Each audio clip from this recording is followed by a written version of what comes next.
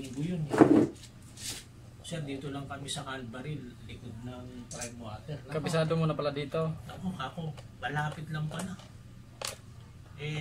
Kako, tsaka na ako pupunta gawa ng maraming gastusin. Kapag ka medyo na ano na yung gastusin, tsaka ako nadadalhin. Actually, ako nga na nag-change oil yan eh. Madali lang naman kasi yun eh. Hindi. Kayang-kaya talaga yun, sir. Maltakay mo, nagpunta ako ng Shen. Yung Innova kasi, 7 ang langis niyan, 7 liters.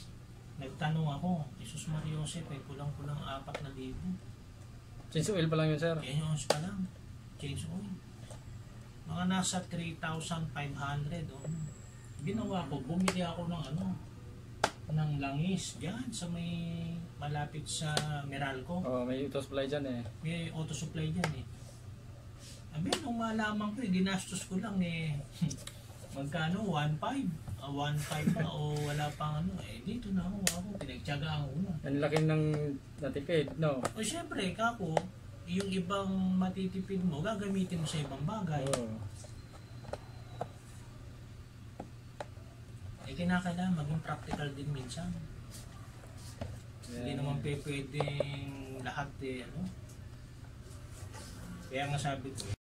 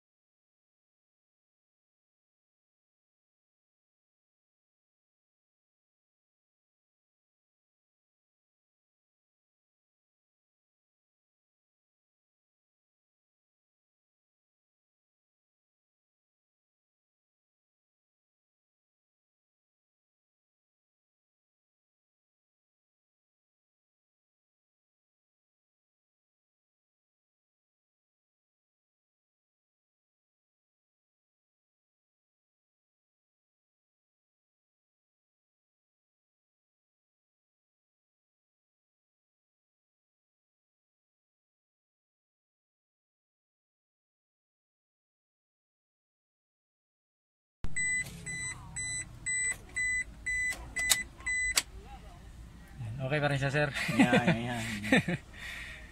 Obserbahan man lang to, sir, no? Oo. May warranty na may Joey. Ako, sir, meron pa. Mga sir, yung Toyota Innova ni sir, bali ang issue kasi ni sir dito, yung blinking yung timing belt, tapos nag blackout. Pero kanina pagdating nila ni sir, gumana siya. Pero pinalitan ko na mga sir yung yung kailangan palitan para hindi na ulit siya mag-blackout.